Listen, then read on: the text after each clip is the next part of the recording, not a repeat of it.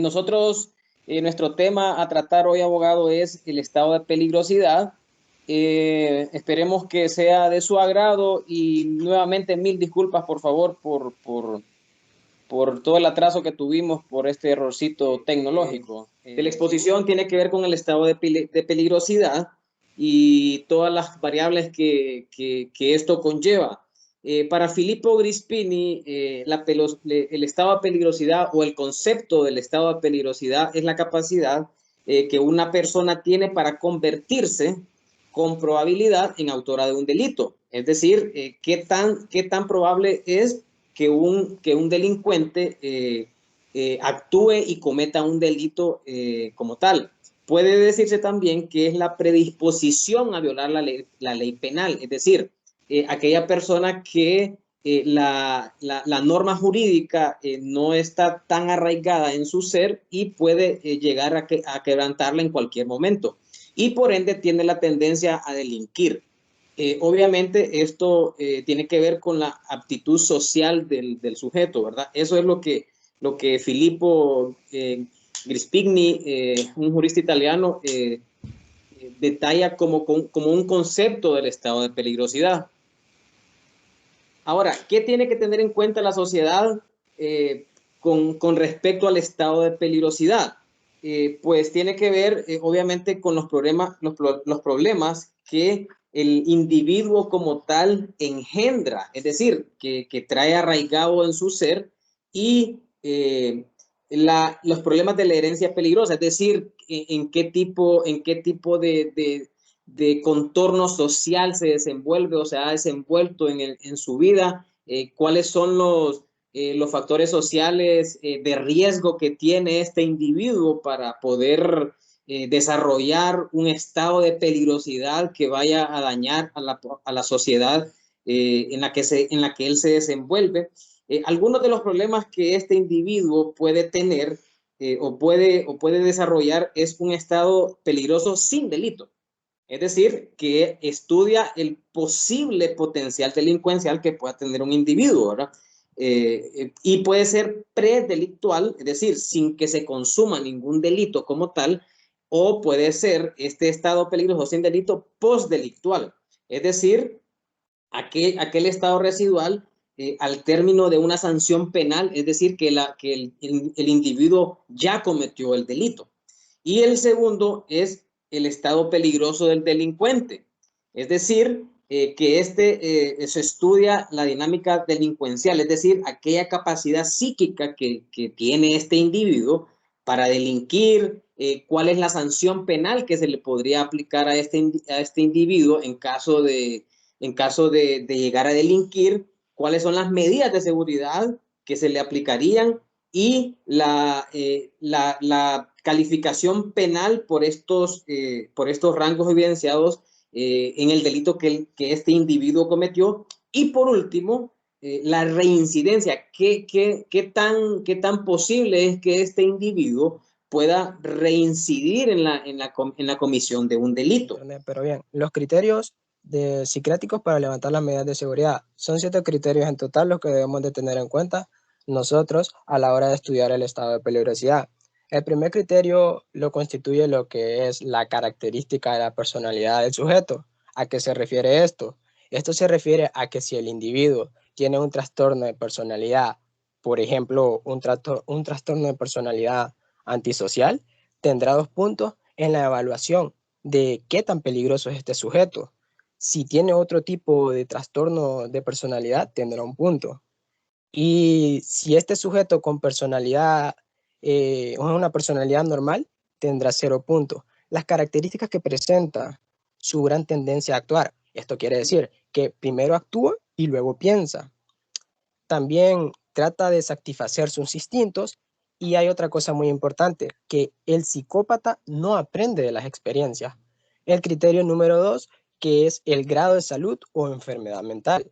Este se refiere al grado que puede tener en un momento dado, ya que presenta problemas psíquicos. Ejemplo de ello, si el individuo ve cosas raras, oye cosas raras, entre otras, va a tener 2 puntos en la evaluación. Y si lo que tiene es una enfermedad mental menor, Y se preguntarán, ¿cuál enfermedad mental será una menor? Esta sería una neurosis y esta tiene un punto. Y si en el momento de la valoración el sujeto está libre de enfermedad mental, se le pondrán 0 puntos. El criterio número 3 que trata sobre las características del delito, que los delitos dolosos, delitos practicados a veces con premeditación o con alevosía, reciben 2 puntos en la clasificación. Los delitos preterintencionales reciben 1 punto y los delitos culposos reciben 0 puntos. Ahora bien, vamos con el criterio número 4, el cual trata del prontuario delictivo. Esto se refiere, o mejor dicho, se ve el historial delictivo de este sujeto cuando el individuo ha cometido más de un delito. Aquí se le aplican 2 puntos de qué tan peligroso es este sujeto. Y cuando el individuo solamente ha cometido un segundo delito, se le aplica 1 punto. Y cuando su único delito es aquel por el cual está bajo de la medida de seguridad, tiene 0 puntos. Vamos con el quinto criterio, que es el comportamiento del sujeto en el sitio de reclusión o de tratamiento. Esto quiere decir que el individuo que recibe un buen tratamiento se comporta muy bien, tendrá 0 puntos. Si tuvo algún conflicto de relación interpersonal en el establecimiento, tendrá 1 punto. Y tiene 2 puntos el individuo que estando en ese sitio de medida de seguridad comete un delito.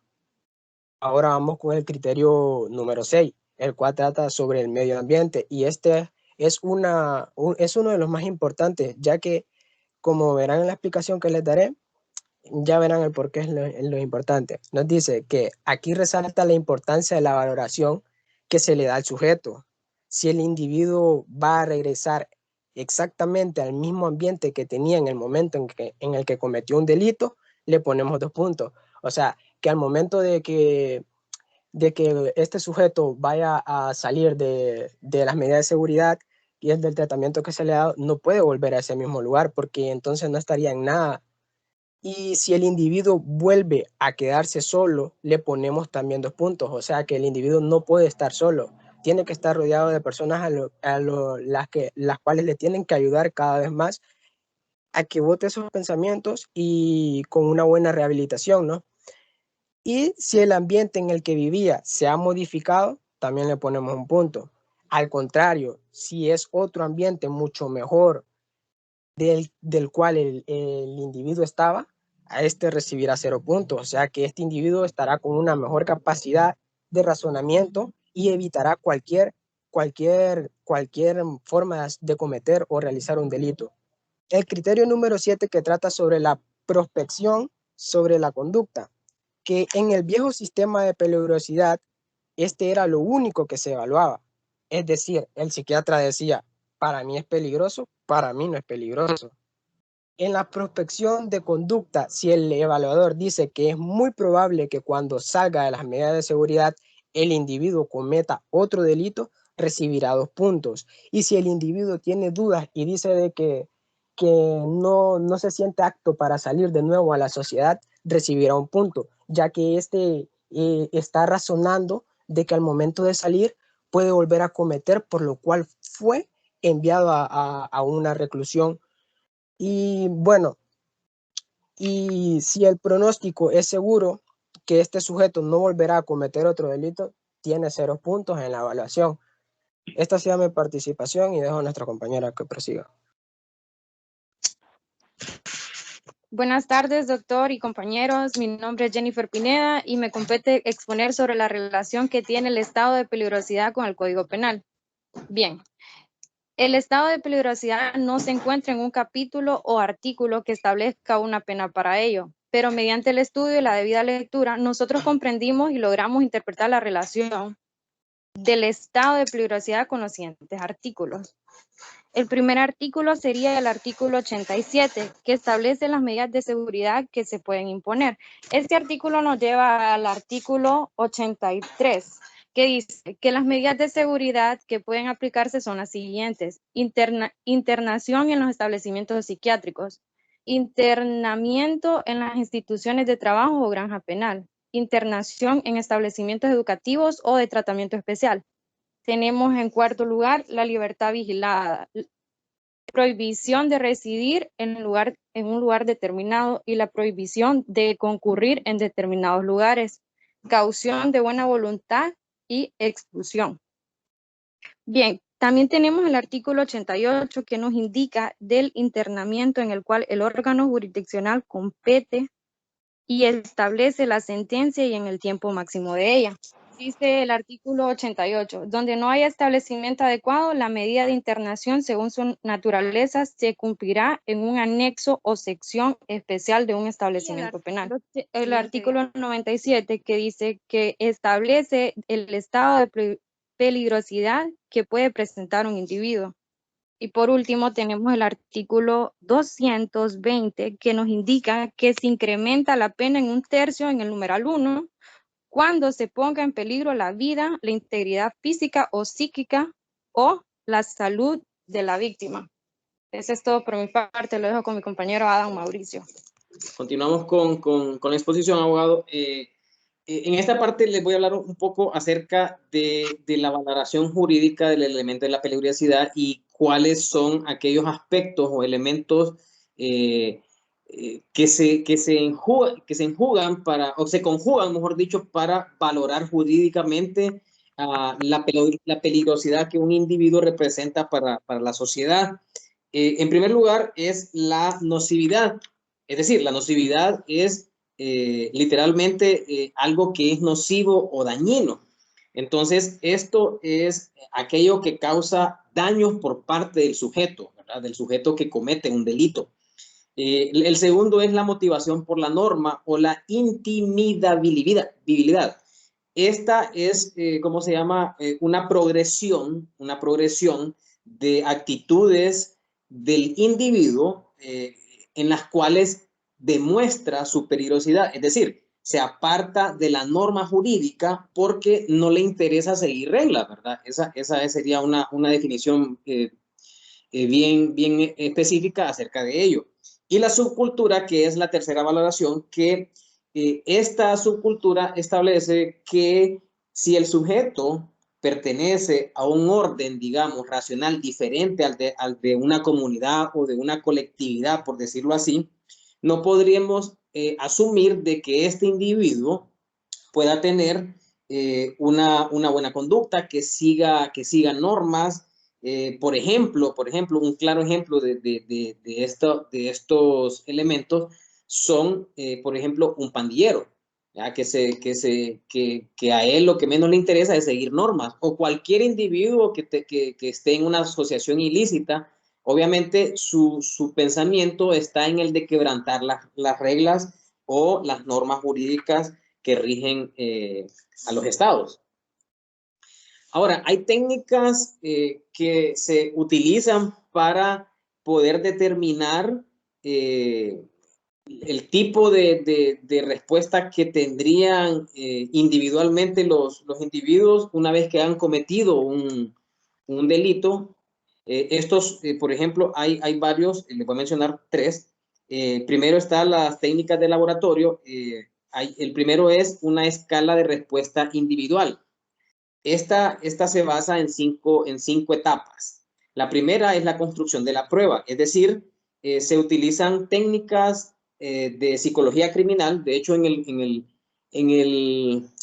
informe que les enviamos o que se va a enviar a todos, ahí pueden ver cada una de las etapas detalladas de forma más amplia, para que puedan ver cuáles son las etapas en sí. Pero la construcción de la prueba, básicamente ve rasgos como agresividad, egocentrismo, indiferencia afectiva, tendencias antisociales, adaptabilidad social,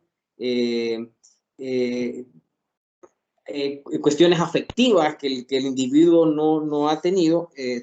Esa se construye la prueba para pasar a una validación de la facie o más bien el procedimiento. Este es un procedimiento lógico o teórico para validar determinadas actitudes de un individuo. Básicamente, la validación de la FASI se utiliza a través de psicólogos o en sistemas penitenciarios, ¿verdad? Lo que se hace es seleccionar a unos individuos, se les hacen ciertas preguntas y se construye esa validación a través de las respuestas que el especialista en psicología recaba para su diagnóstico. Luego está la validación del constructo, que esto por ejemplo, son pruebas que se aplican a cierta cantidad de personas. Por ejemplo, en un centro penal se agarra o se toma una muestra de la población en general y se les aplica mediante la observación, porque mediante la observación es que se quiere conseguir medir un atributo, en este caso la peligrosidad del delincuente, ¿verdad? En este paso se evalúan las características de la peligrosidad criminal del delincuente. Luego está una determinación de confiabilidad temporal, es decir, esta está estrechamente relacionada con la anterior porque en vez de tomar una prueba total, se hace únicamente en un porcentaje de la prueba anterior, ¿verdad? De la que les mencionaba que se hace en la validación del constructo. Y por último están los resultados, ¿verdad? Que obviamente aquí lo que se busca es tener resultados sólidos en cuanto a la posibilidad de que un individuo cometa un nuevo hecho delictivo, ¿verdad? Pero obviamente como son cuestiones de conducta, psicología y todo eso, no arroja conclusiones tan definitivas, ¿verdad? Sino que solamente es una forma de llevar o de prever la posibilidad de que un individuo cometa un nuevo delito.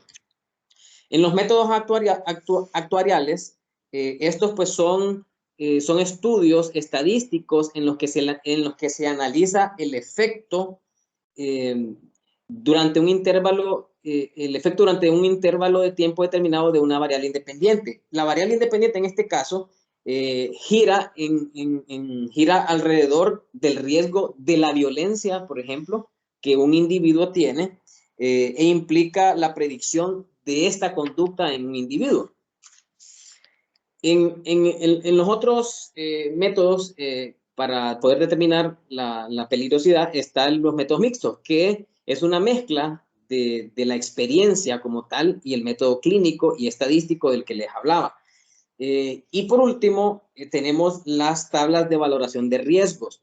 Estas se basan en un cambio de paradigma que pretende superar el concepto de peligrosidad criminal y sustituirlo por el de análisis de riesgo de conductas violentas. Es decir, aquí ya tenemos ya el concepto como tal de peligrosidad, pero aquí lo que se hace es sustituirlo por análisis de riesgos de conductas violentas. A través de una fórmula, a través de la aplicación de una fórmula que permite baremar. Si no han escuchado la palabra baremar, esa es un cuadro gradual establecido para evaluar daños. Eso es un baremo. Suele utilizarse para la valoración de riesgos en la concesión de permisos penitenciarios, por ejemplo, para poder darle un permiso, por ejemplo, a un reo que haya mejorado su conducta. También está implícito en esta valoración de valoraciones médicas la psicología criminal, ¿verdad? Recuerden que en todo el tema que estamos tratando tiene que ver, se ven involucrados aspectos médicos que pueden contribuir a mejorar o a determinar un estado de peligrosidad. Y la psicología criminal, pues, se ve involucrada porque pone en relación determinadas variables psicológicas con el criterio práctico del atentado contra la norma jurídica. Es decir, ¿cómo puede un individuo, desde el punto de vista psicológico, quebrar o no quebrar la norma jurídica? Básicamente, la psicología criminal a eso se refiere. Entonces, ponen en relación, por ejemplo, componentes estructurales de una situación como la edad, el sexo, variables de personalidad, por ejemplo, y estudia todos estos, la psicología criminal estudia todas estas aptitudes, procesos mentales por los cuales ha pasado un individuo, la personalidad, la motivación que lo llevó a cometer un delito, etcétera. En la criminología clínica, un enfoque más amplio, pues ya incluye, aparte de cuestiones personales, como lo miramos en el slide anterior de la psicología criminal, esta ya viene con cuestiones medioambientales, como decía, por ejemplo, Ever al inicio, qué tanto influye el ambiente en un individuo para poder llegar a tener un estado de peligrosidad y representar un peligro para la sociedad.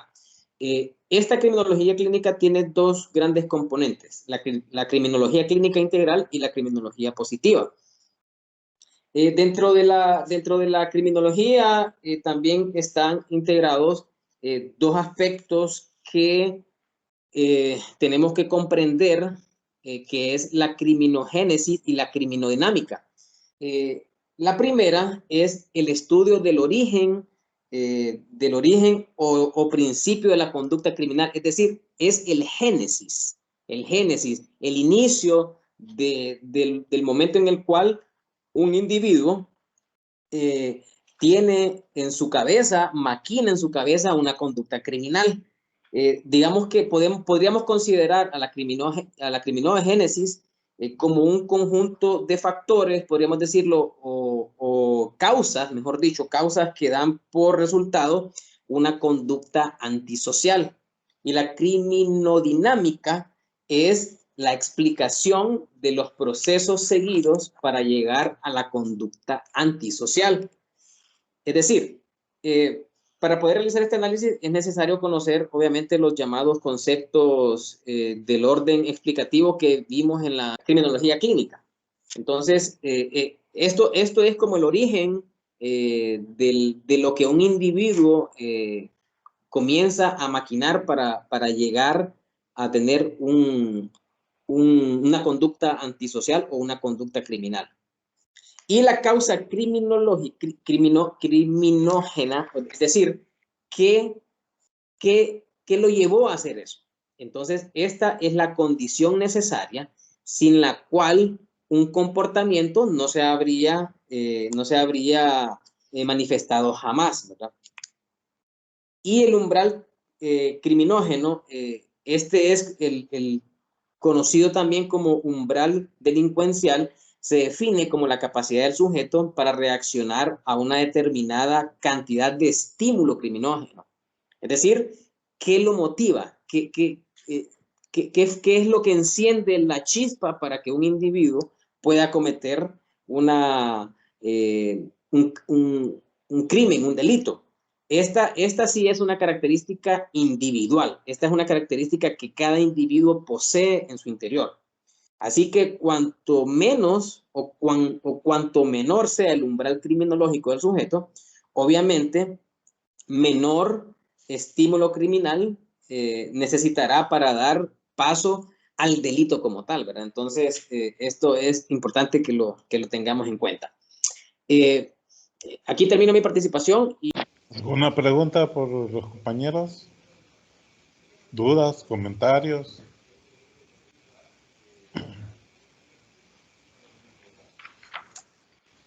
Bueno, en sí la exposición estuvo muy bien, estuvo excelente, estuvo muy buena la explicación, los felicito, estaba completo su exposición.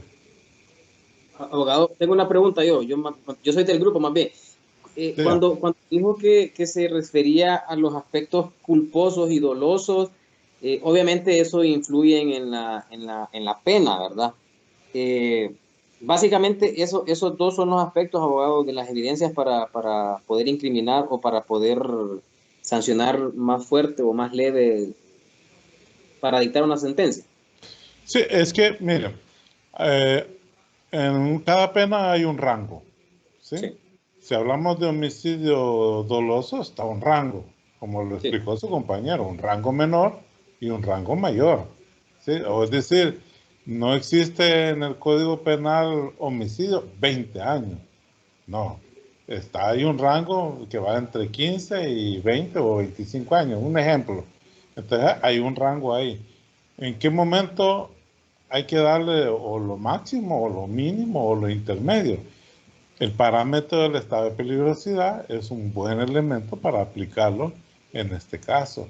Bueno, en sí se debería aplicar en todos los casos, porque si tenemos un índice de peligrosidad muy alto, o es decir, que nomás saliendo del presidio, esta persona va a ir a asaltar, ¿sí? Va a ir a matar a otra persona. Entonces, de acuerdo a ese índice, que es un pronóstico, que es una probabilidad, es una evaluación subjetiva, que en Honduras no se puede aplicar en predelictivo, sino que postdelictivo, porque así lo establece la ley. En otros países, pues lo pueden hacer predelictivo, pero aquí en Honduras no.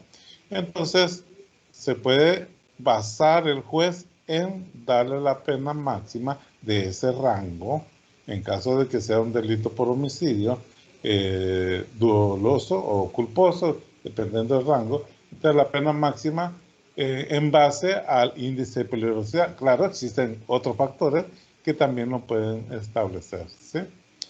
Entonces, para eso se utiliza el índice de peligrosidad. También para dar las medidas de seguridad, porque la idea es que esta persona que tenga muy estado de peligrosidad alto o moderado o leve, reciba un entrenamiento, unas capacitaciones, una asistencia médica para bajar ese rango de peligrosidad. La idea es que este delincuente, si tiene un alto rango de peligrosidad, esté más alejado de la sociedad para evitar que la sociedad dañe a ese delincuente o que el delincuente dañe a la sociedad. Entonces, prácticamente es proteger incluso al delincuente y a la sociedad al mismo tiempo. Entiendo.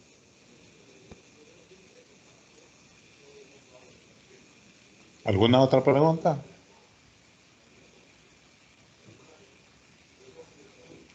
Bueno, jóvenes, agradecemos mucho la participación de los estudiantes de Derecho de la Universidad Nacional Autónoma de Honduras con esta importante explicación sobre lo que es el estado de peligrosidad.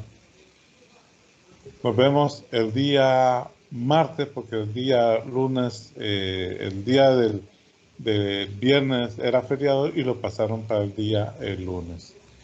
Tenemos que reprogramar el examen porque faltan 2 exposiciones todavía a consecuencia del feriado. Entonces el examen pasaría para el día jueves, un día después de que se había programado. Y así nos queda martes y miércoles para terminar con las 2 exposiciones que faltan. Y entonces pasaría para el día jueves. Ahí voy a hacer los cambios para que ustedes se fijen y se los voy a mandar en aviso para lo del cambio y la justificación por qué razón se cambió, ¿sí?